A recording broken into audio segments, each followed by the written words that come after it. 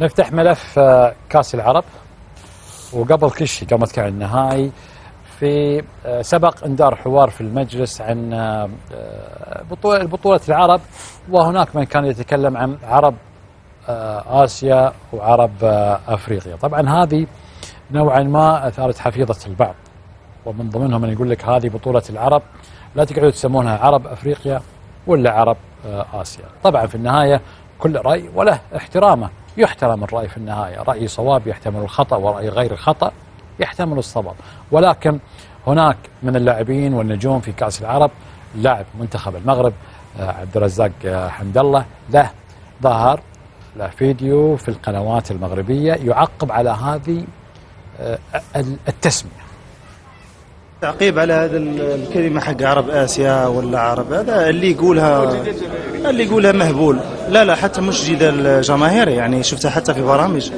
احنا كنا عرب، احنا كنا إخوة، وكرة القدم تجمعنا ما تفرقنا. فأنا ضد هذه الكلمة حق عرب آسيا ولا عرب أفريقيا. فالحمد لله على كل حال، وأنا فرحان أننا مشينا النهائي. ليش قصدك التعليق يقصد؟ لا تعلق، انا اعطيك الصوره، المخرج ما اعطيك، ايش دخلني؟ يمكن المخرج يعرف انك انت يعني انا لا شوف يا جماعه، راي يحترم. وزين ما مندرب مالهم في كاس العالم قال نحن مش عرب بربر، يعني دحين يقوم فوقنا احنا. انا خالد كيف اقدر اميز الناس واسميهم؟ مثلا قلنا عرب، زين سالني مين عرب؟ لا يلا لا بالله قول شمال افريقيا. لا هم من شمال افريقيا. اوكي مثلا هل انا قبل المسميات ولا انت ولا المجلس؟ انت اللي بلشت فيها. لا ما بلشت، انا ما بلشت.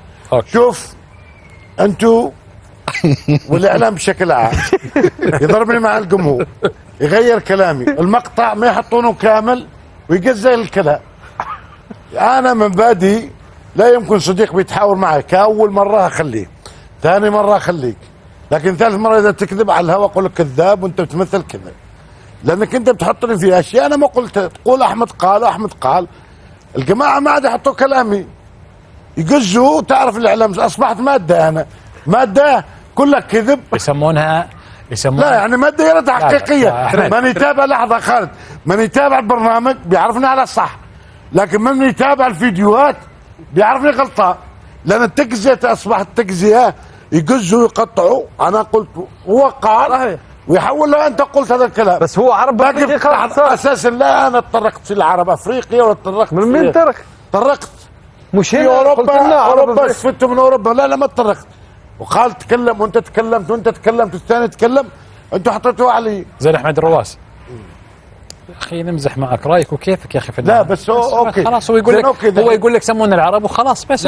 ما هو كان المفروض يقول مدربه هو بعد مغربي. هذا شوف، لا نفس الشيء بهذا احمد، يعني هم عندهم صراع، لا يحولوا علينا نحن.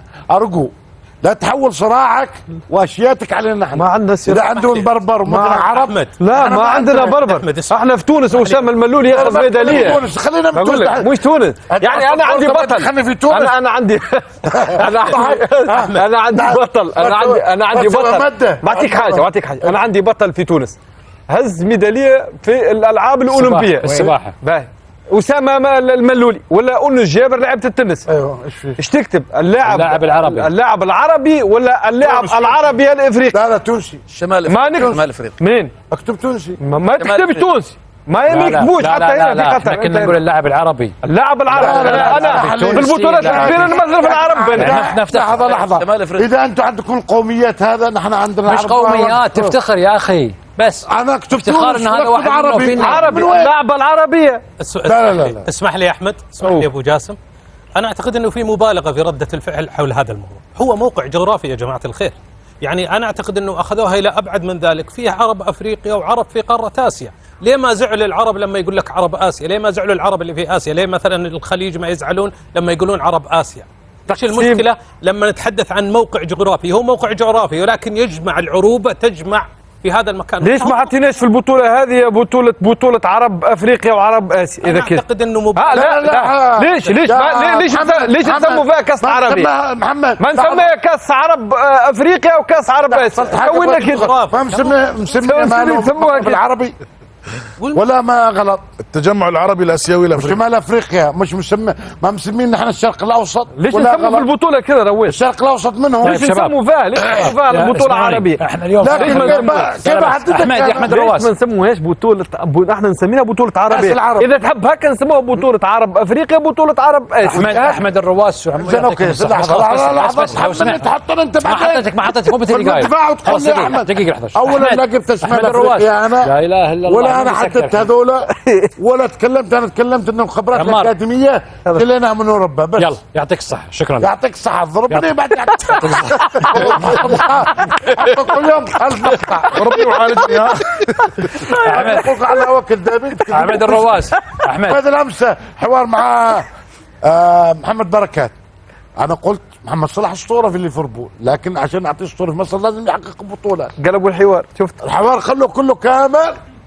وسالم الدوسري وعمري ما قلت اسطوره ولا مره قلت عن سالم في حياتي اسطوره، ما تكلمت عنه للعب. وحط لي سالم الدوسري. شوف انت بس سالم اسطوره. يعني خالد اصبحت ماده تلعبوا فيها. لحظة. هل كنت هلكتوني والله؟ لو سمحت كله مستحيل. بس دقيقه. رجاء، الرجال اللي على يميني مش اسمه محمد بركات، من اليوم اسمه علي البسكي.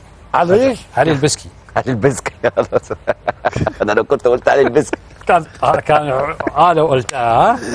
على فكره عايز اقول لك على حاجه ها. عشان نقفل اول القصه. شيء نقول لخليل مبروك، طبعا يستاهل. طبعا خليل يستاهل، واحنا كنا عارفين ان هو هيكسب من الاول. علي البسكي ده وقت ما ده حاجه على جنب يعني. بس انا حملك انت المسؤوليه. انا اقترحت عليك اقتراح لو كان تم بص 16 13 قريبه، لو كان تم والراجل ده نشأة اقرب قاعد جنبي في سؤالين على اسيا كان هيجاوبهم على طول كده، كانت النتيجه هتتغير وتروح في حتة خلصت. تانية. لازم اطلع لك مبررات. لا بس دقيقة، أول شيء تتكلم موظف في قناة الكاس، وثاني بالمسؤولين هناك عبد الله معرفي وعيسى العيد ما دخلني. أنت أنا ناقل الموضوع يعني، هم رفضوا اقتراحك يا علي البسكي، كان جبتها دي. بس اتبسطنا والله. والله العظيم اتبسطنا وقعدنا وهزرنا وحلينا معقولة ما تعرف علي البسكي؟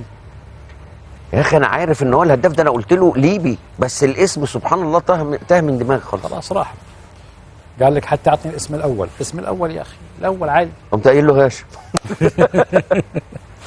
طيب اليوم يزن عماد نجم المنتخب الاردني اجرى عمليه جراحه ناجحه في سبيتار. يا رب تكلل بالنجاح التام ان شاء الله، ونحتفل بيزن عماد وعودته الى الملاعب ان شاء الله في اقرب وقت باذن الله تعالى. على يزن الان ان يشد حيله ويجتهد، واحنا عارفين ان هذه الفتره فتره صعبه مش بس في حياه يزن، فاي انسان يسوي عمليه في الركبه عمليه التاهيل. عموما الف سلامه عليك يا يزن.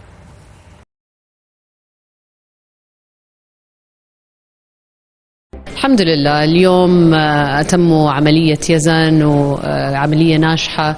بعدين يزن هو كتلة من الإيجابية، فالحمد لله نحب نطمن الجماهير أموره تمام.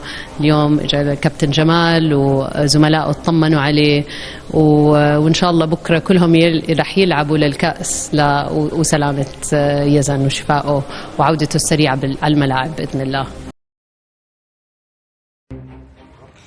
مايد فائدة العملية في سبيتار وممكن يرجع سرعة إجراءها. أنا أكلمك الآن ما تأخرنا. أنا حقيقة خالد أعرف مجموعة عاملين في السبيتار ماخذين يعني اهتمام كبير للكابتن نزار عشان يتأهل بسرعة لكأس العالم. نعم. يزن عماد عملية اللي سمعتها عملية ناجحة، والآن يحتاج إلى هو أيضا منه تعاون في العلاج الطبيعي، لأن مرحلة العلاج الطبيعي من أهم المراحل، وواضح أن يزن أيضا مهتم وأكيد بيتعاون معهم يعني أعتقد هو الآن يعني أيضا من المحظوظين أن إصابته صارت في الدوحة، سبيتار قريب وأحسن سبيتار على مستوى العالم في الإصابات الرياضية. سبيتار بيتم تأهيله على أحسن ما يرام إن شاء الله. على فكره يا خالد النهارده لما خلصنا التحدي انا وخليل رحنا سبيتار وكنا نفسنا ان احنا نطمن عليه بعد العمليه، ولكن يعني ما شاء الله كان عنده كميه ناس يعني معاه، ولاعيبه المنتخب الاردني والاداريين وجماهير، ان شاء الله كان ناس كتير قوي. حتى انا وخليل ما عرفناش ان احنا نطلع يعني من كتر الزحمه. طبعا يعني بنقول له الحمد لله على السلامه، وان شاء الله يرجع احسن من الاول باذن الله الله. يكتب اجركم انكم رحتوا وسعيتوا انكم توصلوا له، والله يشفي ان شاء الله ما يشوف شر يزن.